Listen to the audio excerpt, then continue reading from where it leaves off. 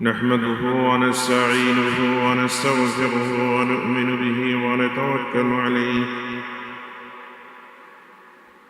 ونعوذ بالله من شرور أنفسنا ومن سيئات أعمالنا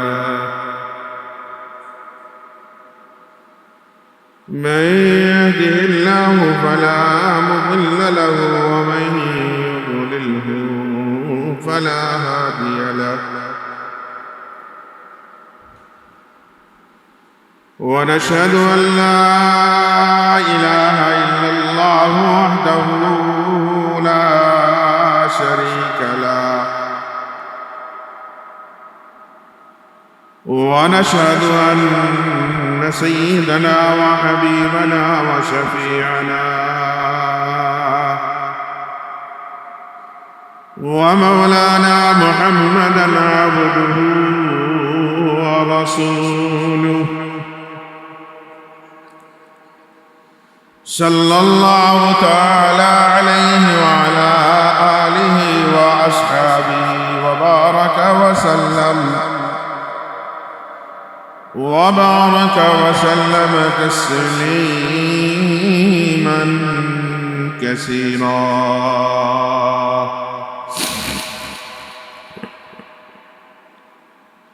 أما بعد فأعوذ بالله من الشيطان الرجيم. بسم الله الرحمن الرحيم.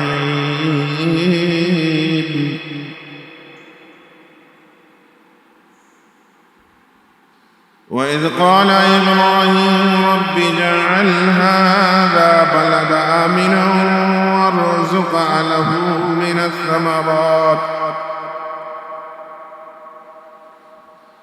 وارزق له من الثمرات من آمن منهم بالله واليوم الآخر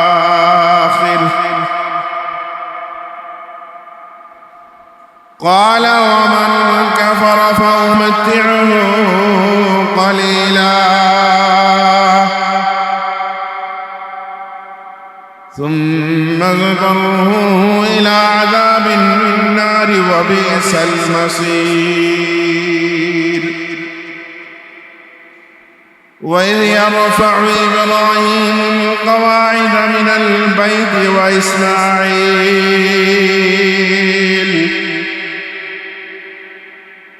ربنا تقبل منا إنك أنت السميع العليم ربنا واجعلنا مسلمين لك ومن ذرياتنا أمة مسلمة لك وأرنا مناسكنا وتب علينا إنك أنت التواب الرحيم. ربنا وابعث فيهم رسولا منهم يتلو عليهم آياتك ويعلمهم الكتاب والحكمة ويزكيهم إنك أنت العزيز الحكيم. بارك الله لنا ولكم في القرآن العظيم ونفعنا وإياكم بالآيات والذكر الحكيم. اللهم صل على محمد وعلى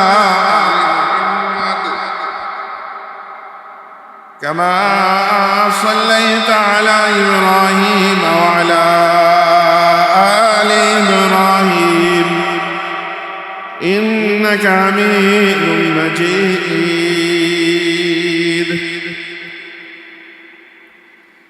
اللهم بارك على محمد وعلى آل محمد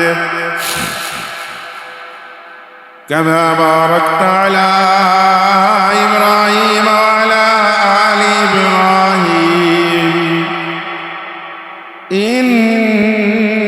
حميد مجيد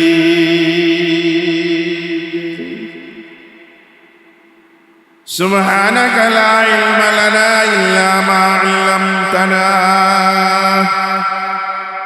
إنك أنت العليم الحكيم সম্মানিত মুসল্লিয়ানে কেরাম, আমার প্রিয় তালেবা ভাইরা, আল্লাহ রাব্বুল আলামিন এর দরবারে শুকরিয়া আদায় করি যে মহান রাব্বুল আলামিন আমাদেরকে জুমার সালাত আদায় করার জন্য মসজিদে আসার বসার তৌফিক দিয়েছেন। এই জন্য সেই মনিবের দরবারে আমরা কালিমাতে শুকর আদায় করি আলহামদুলিল্লাহ। আমাদের দীর্ঘ ধারাবাহিক আলোচনা, এই আলোচনা হযরত ইব্রাহিম আলাইহিস সালাতু ওয়াস সালামের পরীক্ষা সমূহের ভিতরে অনেকগুলা পরীক্ষা আল্লাহ রাব্বুল আলামিন নিয়েছিলেন।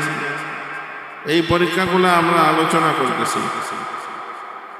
এই জন্যই আল্লাহ রাব্বুল আলামিন হযরত ইব্রাহিম আলাইহিস সালাতু ওয়াস সালামের কাছ থেকে পরীক্ষা নিয়েছেন, পরীক্ষায় সফলভাবে উন্নীত হয়েছেন। আমরা বিগত জুমাতে হযরত ইব্রাহিম আলাইহিস সালাতু ওয়াস সালাম ইব্রাহিম আলাইহিস সালাতু ওয়াস সালামের কাছ থেকে যে আল্লাহ রাব্বুল আলামিন পরীক্ষা নিয়েছিলেন, একটা পরীক্ষা ছিল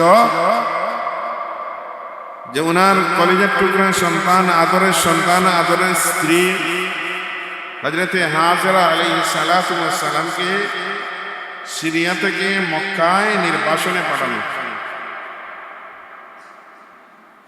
সিরিয়া থেকে মক্কায় আল্লাহ রাব্বুল আলামিন যেহেতু হযরত ইব্রাহিম আলাইহিস সালাতু ওয়াস সালামকে ঘোষণা দিয়েছেন মানব জাতির ইমাম বানাবেন, মুসলমান জাতির পিতা বানাবেন, সেই হিসেবে আল্লাহ রাব্বুল আলামিন হযরত ইব্রাহিম আলাইহিস সালাতু ওয়াস সালাম কাছ থেকে কিছু পরীক্ষা, এবং এই পরীক্ষায় আল্লাহ রাব্বুল আলামিনের কাছে সফলভাবে উত্তীর্ণ হয়েছিলেন। তো বিগত জুমাতে বলেছিলাম এই কথা,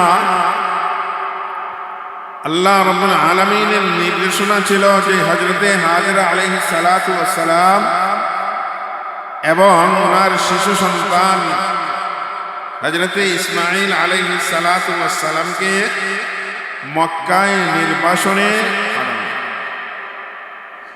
যখন হযরতে ইব্রাহিম আলাইহিস সালাতু ওয়াস সালাম সিরিয়া থেকে মক্কাতে আসলেন, এই মক্কাতে আসার সময়টা ছিল রাত্রিকালীন সময়, গভীর রজনীতে, নির্জন এলাকা, মানববিহীন এলাকা, জনমানববিহীন এলাকা, যেই এলাকার মানুষ বসবাস করার মতো কোনো উপযোগী ব্যবস্থা ছিল না, সেই এলাকায় হযরতে হাজরা আলাইহিস সালাম এবং ইসমাঈল আলাইহিস সালাম, শিশুপুত্র ইসমাঈল আলাইহিস সালামকে সেখানে মক্কার জমিনে সেখানে রেখে দেওয়ার হুকুম হয়ে গেল। এখন আল্লাহ রাব্বুল আলামিনের হুকুম পালন করলেন এবং দিলে দিলে এই কথা চিন্তা করলেন, প্রার্থনা করলেন, আল্লাহ রাব্বুল আলামিনের কাছে নিবেদন করলেন যে আল্লাহ, এখানে আমার শিশু সন্তান, আদরের স্ত্রীকে রেখে যাচ্ছি, যেখানে খাবারের কোনো ব্যবস্থা নাই, থাকার মতো কোনো বাসস্থান নাই, খাওয়ার মতো কোনো ব্যবস্থা নাই, থাকার মতো কোনো বাসস্থান নাই, চতুর্দিকে পাহাড় আর পাহাড়, আর পাহাড়ের পাদদেশে আশেপাশে শুধু মরুভূমি আর মরুভূমি। মনে আছে রে কথাগুলো? তখন আল্লাহ রাব্বুল আলামিনের কাছে হযরত ইব্রাহিম আলাইহিস সালাতু ওয়াস সালাম ফরিয়াদ করলেন, নিবেদন করলেন। সূরাতুল ইব্রাহিমের ভিতরে আল্লাহ রাব্বুল আলামিন ইব্রাহিম আলাইহিস সালাতু ওয়াস সালাম আল্লাহ রাব্বুল আলামিনের কাছে কি কি চাইলেন সেটা আলোচনা আছে। وإذ قال إبراهيم رب اجعل هذا البلد آمنا واجنبني وبني أن نعبد الأصنام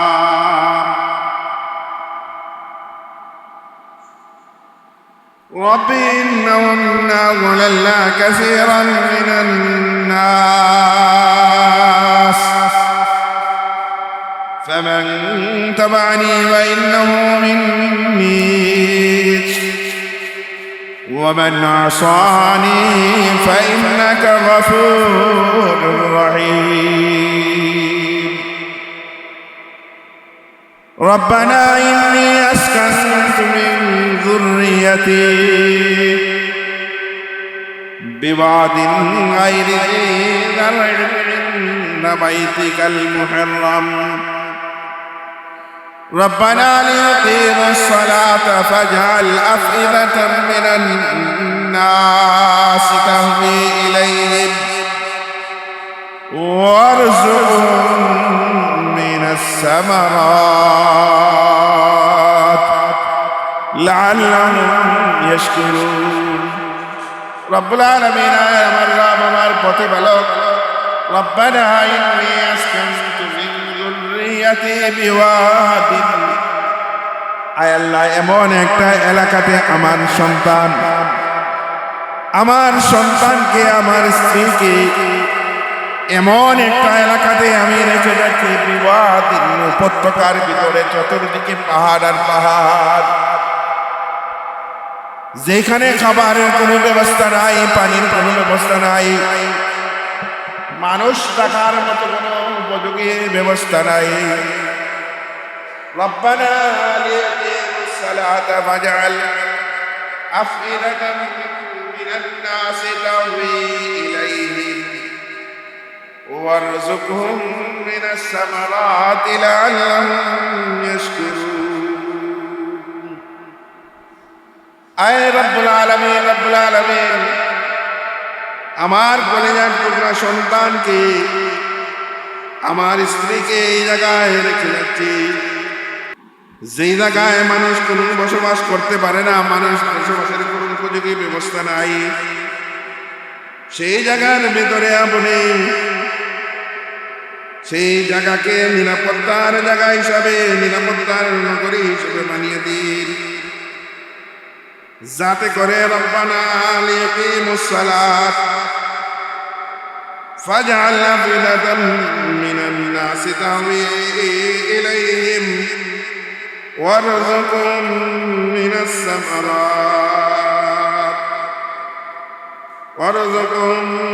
সামারাতি লাআল্লাহুম ইয়াশকুরুন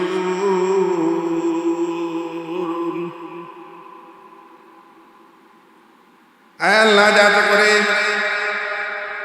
তারা সমস্ত নিয়ামতগুলি পেয়ে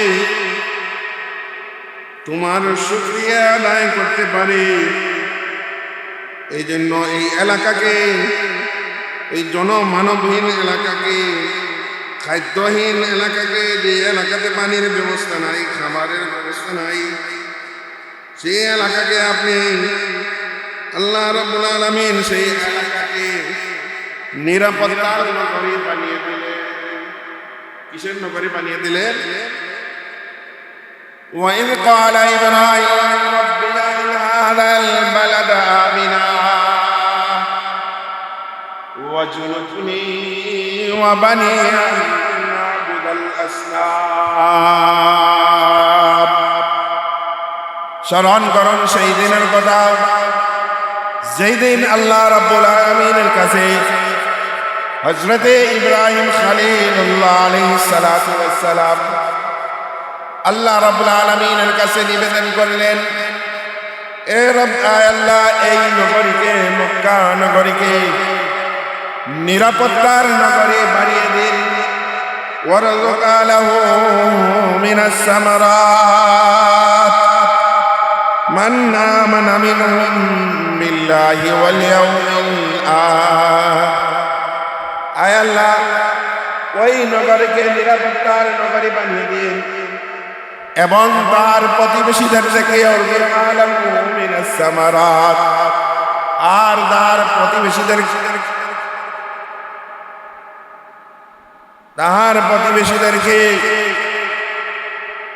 প্রতিবেশীদেরকে খাবার দাবারের ব্যবস্থা করে দিন। وارزق لهم من الثمرات من آمن منهم بالله قال ومن كفر فأمتعه قليلا ثم أضطره إلى عذاب النار وبئس المصير.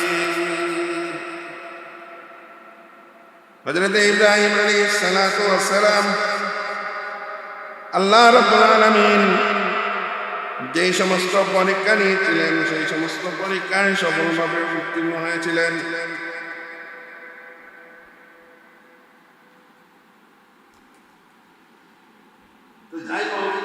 ইব্রাহিম আলাইহিস সালাম ওনার সন্তান ওনার বিবি হাজরা আলাইহিস সালামকে মক্কায় রেখে দিলেন। গত জুমাতে বলেছিলাম এই কথা। তো আল্লাহ রাব্বুল আলামিন হযরত ইব্রাহিম এবং ইসমাঈল আলাইহিস সালামের দ্বারা আল্লাহ রাব্বুল আলামিনের গড় খানা কাবা বায়তুল্লাহ নির্মাণ করলেন। কি নির্মাণ করলেন? বায়তুল্লাহ, আল্লাহ রাব্বুল আলামিনের গড়। যখন আল্লাহ রাব্বুল আলামিনের গড় নির্মাণ করা শেষ হলো, নির্মাণ কিভাবে হয়েছে? হযরত ইব্রাহিম আলাইহিস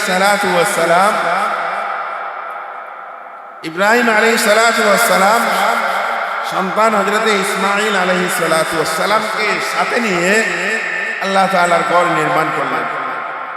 আর ইব্রাহিম আলাইহিস সালাম দোয়া করলেন এই কথা, وَإِذْ يَرْفَعُ إِبْرَاهِيمُ الْقَوَاعِدَ مِنَ الْبَيْتِ وَإِسْمَاعِيلُ رَبَّنَا تَقَبَّلْ مِنَّا إِنَّكَ أَنْتَ السَّمِيعُ الْعَلِيمُ। ইব্রাহিম আলাইহিস সালাম যখন আল্লাহ রাব্বুল আলামিনের ঘর নির্মাণ করা শেষ হলো, তো আল্লাহ রাব্বুল আলামিনের কাছে নিবেদন করেন, আয় আল্লাহ, আয় আমাদের রব, আমি আপনার ঘরকে পূর্ণ নির্মাণ করলাম। আমাদের এই প্রচেষ্টাটুকু, আমাদের এই মেহনতটুকু রব্বানা তাকাব্বাল মিন্না ইন্নাকা,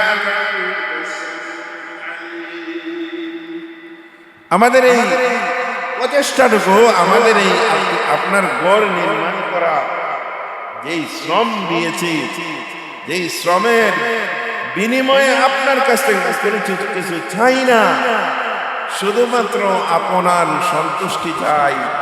সুতরাং আমাদের এই মেহনতটুকু, এই দোয়াটুকু কবুল করে নিন। আল্লাহ রাব্বুল আলামিন হযরত ইব্রাহিম আলাইহিস সালামের দোয়া কবুল করলেন।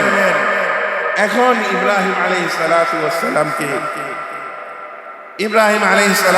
সালামকে আল্লাহ রাব্বুল আলামিনের পক্ষ থেকে নির্দেশনা, হুকুম হলো, ও ইব্রাহিম, তুমি মানুষদেরকে, লোকদেরকে আমার ঘর তাওয়াফ করার জন্য, আমার ঘর প্রদক্ষিণ করার জন্য, আমার ঘরকে প্রদর্শন করার জন্য, আমার ঘরকে তাওয়াফ করার জন্য তুমি লোকদেরকে আহ্বান করো। ওয়ালিল্লাহি আলান নাসি হিজ্জুল বাইতি মান ইসতাতা ইলাইহি সাবিলা।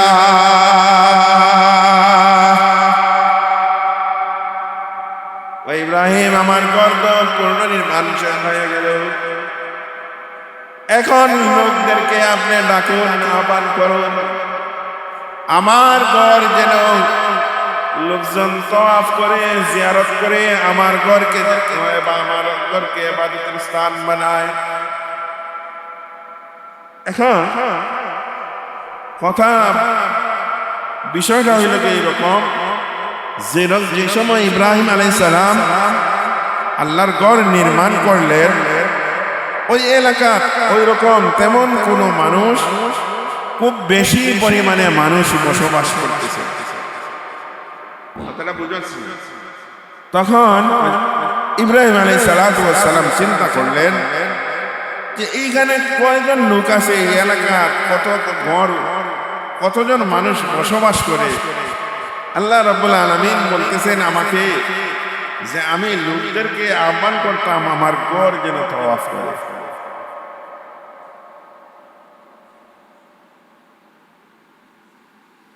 ولله على الناس حج البيت من استطاع إليه سبيلا ইব্রাহিম লোকদেরকে আহ্বান করুন যাতে করে যেন আমার ঘর বাইতুল্লাহকে যেন তাওয়াফ করে, হজ করে। যাদেরকে আল্লাহ রাব্বুল আলামিন সামর্থ্য দিয়েছেন, সচ্ছলতা দিয়েছেন, যাদেরকে আল্লাহ রাব্বুল আলামিন সামর্থ্য দিয়েছেন, মান ইসতাতা ইলাইহি সাবিলা, যাদেরকে আল্লাহ রাব্বুল আলামিন সচ্ছলতা সামর্থ্য দিয়েছেন, শারীরিক সচ্ছলতা, অর্থনৈতিক সচ্ছলতা যাদেরকে দিয়েছেন, তারা যেন আমার ঘর তাওয়াফ করে, আমার ঘর যেন তাওয়াফ করে। এই জন্য হযরতে ইব্রাহিম আলাইহিস সালাতু ওয়াস সালাম আল্লাহ রাব্বুল আলামিনের হুকুমে লোকদেরকে আহ্বান করলেন, ও দুনিয়ার মানুষেরা শুনো, আল্লাহ রাব্বুল আলামিনের পক্ষ থেকে আমাকে হুকুম করা হয়েছে তোমরা যেন আল্লাহর ঘর বাইতুল্লাহকে তাওয়াফ করো। আচ্ছা, যেখানে মানুষ নাই, লোক নাই, ওইখানে আল্লাহ রাব্বুল আলামিন ইব্রাহিম আলাইহিস সালাতু ওয়াস সালামকে আল্লাহ তাআলার ঘরকে তাওয়াফ করার জন্য আহ্বান করতেছেন। খালি মুখে মাইক দ্বারা না, আশেপাশে কিছু মানুষে আওয়াজ শুনতে পারতেছে।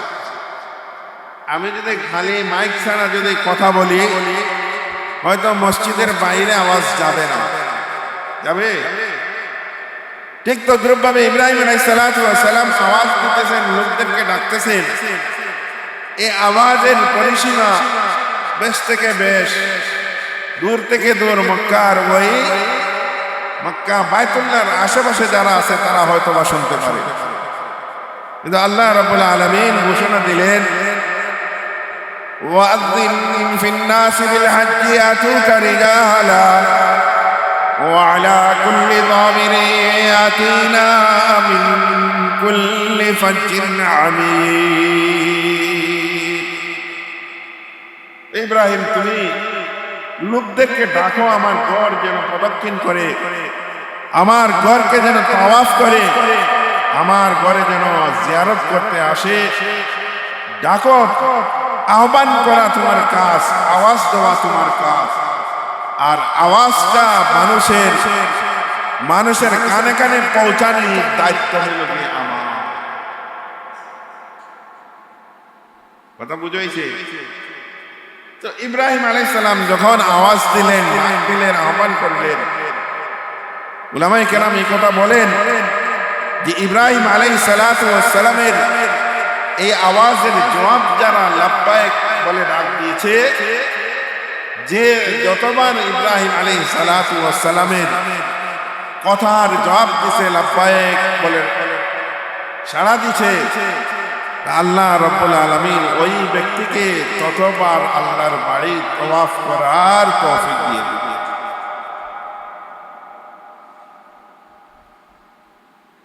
এই জন্য হজের মৌসুম, যদিও আমাদের এখানে হজ করার মতো উপযুক্ত, আমরা হজ করার সামর্থ্য এখনো হয় নাই, তো আমরা সবাই এই কথা দিলে দিলে কামনা করি, তামান্না করি, জীবনে একবার হইলেও যেন আল্লাহ রাব্বুল আলামিন আমাদেরকে বায়তুল্লাহ, আল্লাহর ঘর তাওয়াফ করার, জিয়ারত করার সুযোগ করে দিবেন।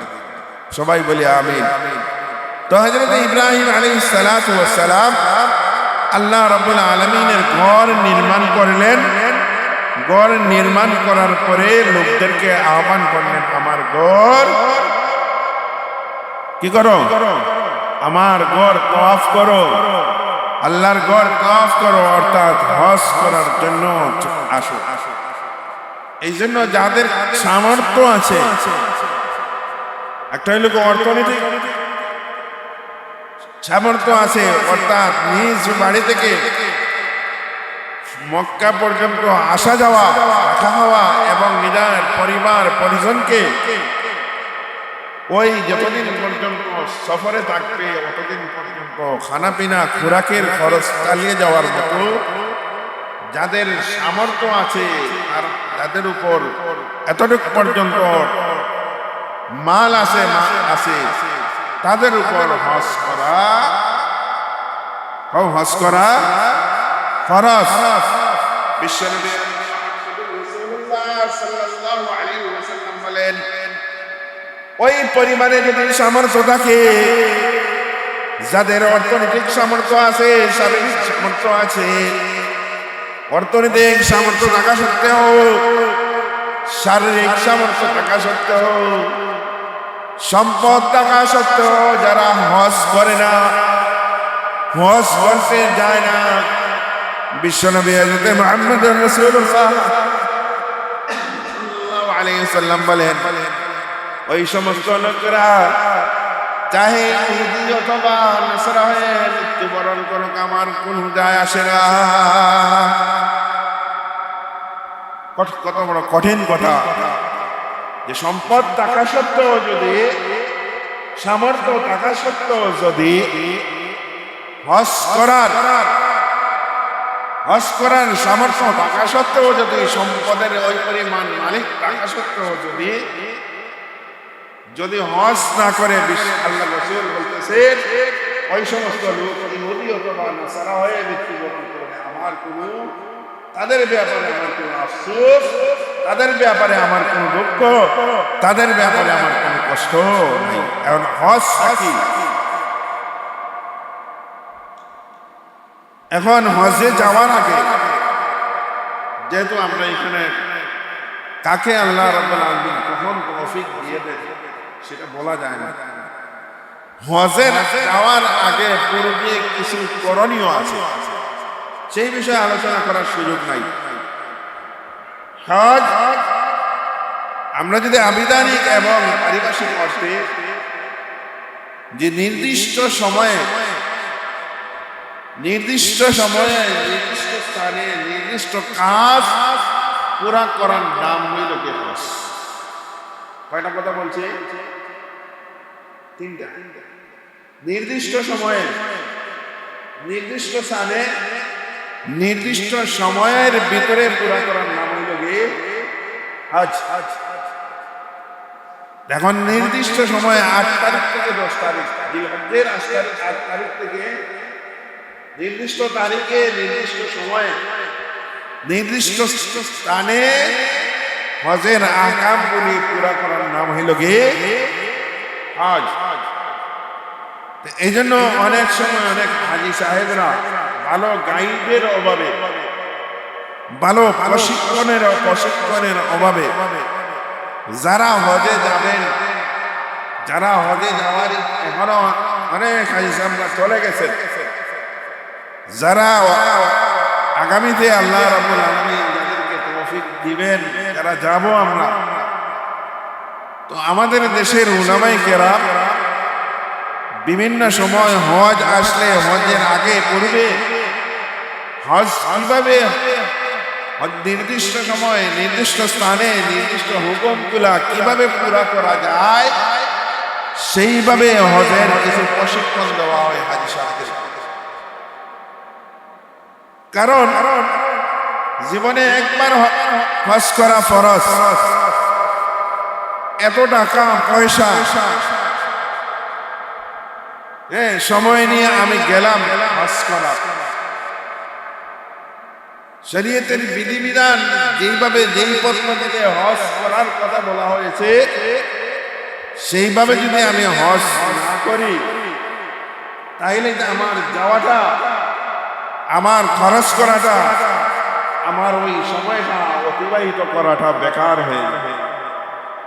এই জন্য নির্দিষ্ট সময়ে নির্দিষ্ট তারিখে নির্দিষ্ট স্থানে নির্দিষ্ট শরীয়তের নির্দিষ্ট কিছু বিধিবিধান আছে, ওই বিধিবিধানকে পুরা করার নাম হলো কি? এই জন্য হজের আহকামগুলা, হজের হুকুমগুলা আমরা উলামায়ে কেরামের কাছ থেকে,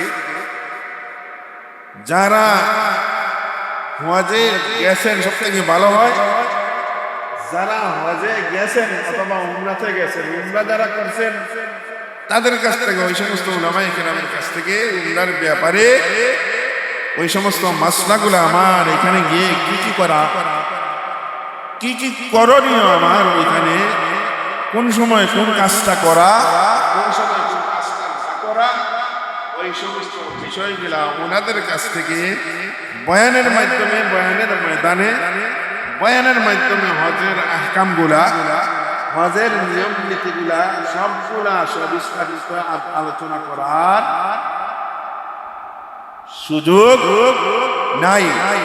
এই জন্য হজের যে সমস্ত মাসলা আছে, বাজারে সুন্দর সুন্দর তাহকিককৃত অনেক কিতাবগুলা, হজের আহকাম সম্পর্কিত অনেক কিতাবগুলা বের হয়েছে একেবারে সহজ সরল ভাষায়। এখন হইল যে হজ করলে কি ফায়দা, হজ যদি আমরা করি, হজ অথবা উমরা যদি আল্লাহ তাআলা আমাদেরকে তৌফিক দেন করার, তাইলে আমাদের লাভটা কি হবে? আগের হাদিসে বলা হয়েছে যারা হজ করবে না, যাদের সামর্থ্য আছে, টাকা পয়সা সম্পদের মালিক আছে, যাওয়ার সুযোগ আছে, আল্লাহ রাসূল সাল্লাল্লাহু আলাইহি ওয়াসাল্লাম সত্যভাবে তাদের ব্যাপারে বলেছেন। আর যারা হজ করবে সঠিকভাবে, সঠিকভাবে, পুরোপুরিভাবে হজের হুকুমগুলা পুরা করবে, তাদের ব্যাপারে আল্লাহ রাসূল সাল্লাল্লাহু আলাইহি ওয়াসাল্লাম বলতেছেন, তাবিউ বাইনাল হজ্জ ওয়াল উমরাহ ফাইন্নাহুমা ইয়ানফিয়ানিল ফাকরা ওয়াল যুনুব। বিশ্বনবী হযরত মুহাম্মদ রাসূলুল্লাহ সাল্লাল্লাহু আলাইহি ওয়াসাল্লাম বলতেছেন, ও আমার উম্মতেরা, তোমরা যদি হজ এবং উমরা পুরা করো, হজ এবং উমরা যদি আদায় করো, ফাইন্নাহুমা ইয়ানফিয়ানিল ফাকরা ওয়াল যুনুব, তোমাদেরকে আমি দুইটা সুসংবাদ দিতেছি। একটা সুসংবাদ হইল ফাইন্নাহুমা ইয়ানফিয়ানিল ফাকরা ওয়াল যুনুব, যে হজের মাধ্যমে যারা হজ করবে, উমরা করবে, যাদের সামর্থ্য আছে, যাদের সামর্থ্য আছে, যারা হজ করবে, উমরা করবে, আল্লাহর হাবিব বিশ্বনবী হযরত মুহাম্মদ রাসূলুল্লাহ সাল্লাল্লাহু আলাইহি ওয়াসাল্লাম বলতেছেন, হজ এবং উমরার মাধ্যমে তোমাদের দারিদ্রতা, গরিবি দূর করে দিবে।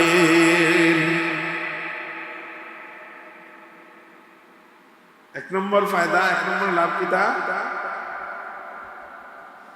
হই না বাবা, গরিবি যেটা আছে, আসলে গরিব মানুষ তো হজে যায় না। এটা এই হাদিসের বিখ্যাত মুহাদ্দিসিনে কেরাম, উলামায়ে কেরাম লেখেন এই কথা,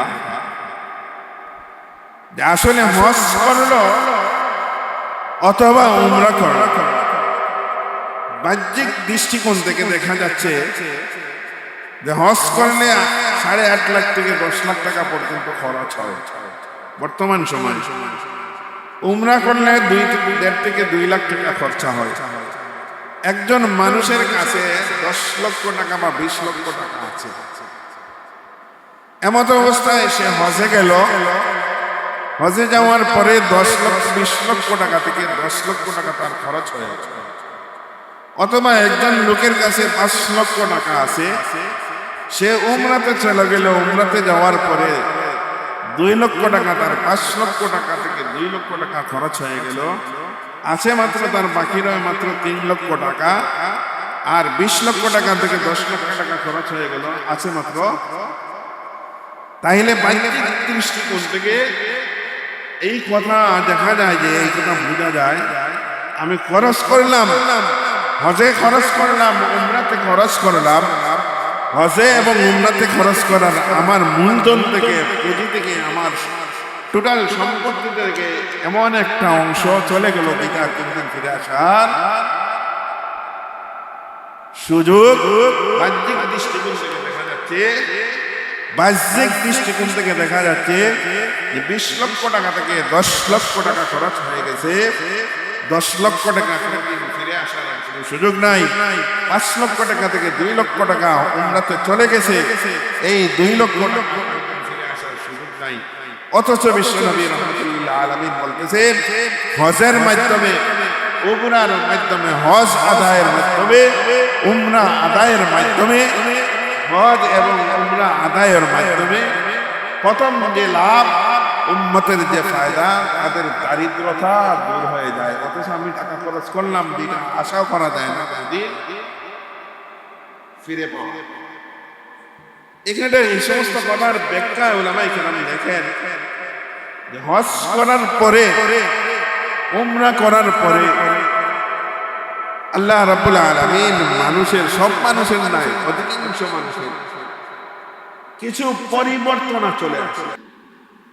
একটা পরিবর্তন হইল কি, হজ করার আগে মানুষের চারিত্রিক বা গুনাহ করার যে স্পিড থাকে, গুনাহ করার যে একটা স্পিড থাকে, হজ করার পরে অথবা উমরা করার পরে ওই গুনাহ করার যে স্পিডটা অনেকটা চলে যায়, বিলুপ্ত হয়।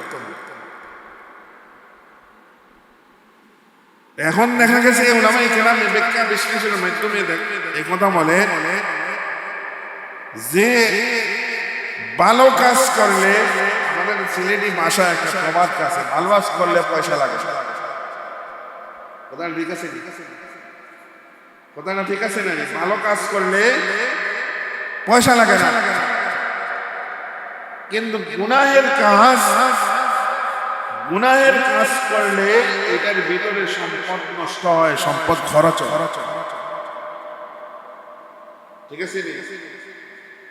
সম্পদ খরচ হয়। যেই সম্পদটা আছে, এই সম্পদের ভিতরে যে আল্লাহ প্রদত্ত যেটা বারাকা দান করেন, ওই বারাকাতটা চলে যায়। এই জন্য আল্লাহ রাসূল সাল্লাল্লাহু আলাইহি ওয়াসাল্লাম এই হাদিসে বলতেছেন হজ এবং উমরা করার মাধ্যমে আমার উম্মতের দুইটা ফায়দা। একটা ফায়দা হলো কি, হজ এবং উমরার দ্বারা তাদের দারিদ্রতা বিমোচন হয়, তাদের অভাব দূর হয়।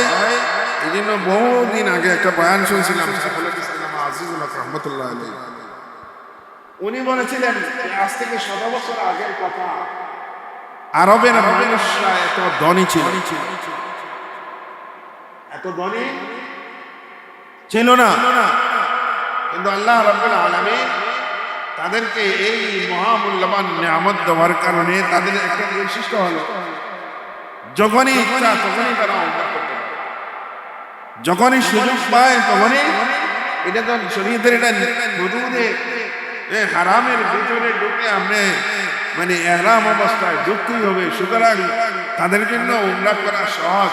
আর ওই সমস্ত কাজকর্ম করার কারণ, আরো বিভিন্ন কারণ আছে, ওই সমস্ত কাজকর্ম করার কারণে আল্লাহ রাব্বুল আলামিন তাদেরকে সম্পদের বারাকা এমন ভাবে দিয়েছেন যে আরব বিশ্বের কাছে, আরবের কাছে, বিশেষ করে সৌদি আরবের কাছে কি পরিমাণ সম্পদ আছে সেইটা মানে গোনার মতো মনে হয়।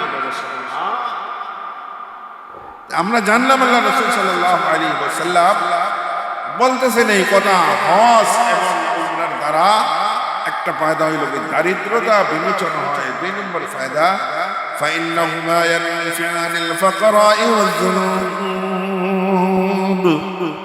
2 নম্বর ফায়দা হইল কি, আল্লাহ রাব্বুল আলামিন হজকারী যারা হজে যাবে, যারা উমরাতে যাবে, যারা হজ করবে, যারা উমরা করবে, যাদেরকে আল্লাহ রাব্বুল আলামিন হজ উমরা করার তৌফিক দিয়েছেন, 1 নম্বর ফায়দা তাদের দারিদ্রতা বিমোচন হয়। 2 নম্বর যাবতীয় গুনাহগুলোকে আল্লাহ রাব্বুল আলামিন maaf করে দেন। মান হাজ্জা লিল্লাহ মান হাজ্জা লিল্লাহি ফালাম ইয়ারফাস ওয়ালাম ইয়াফসুক রাজাআ কায়াউমিন ওয়ালাদাতহু উম্মুহ। আল্লাহ রাসূল সাল্লাল্লাহু আলাইহি সাল্লাম বলেছেন, ও আমার উম্মতেরা যারা আল্লাহ রাব্বুল আলামিনের জন্য হজ করবে, কার জন্য? এই কথা বলো, কার জন্য? কার জন্য? কার জন্য? একটু জবান খুলে বলেন, কার জন্য? আল্লাহ রাব্বুল আলামিনের জন্য।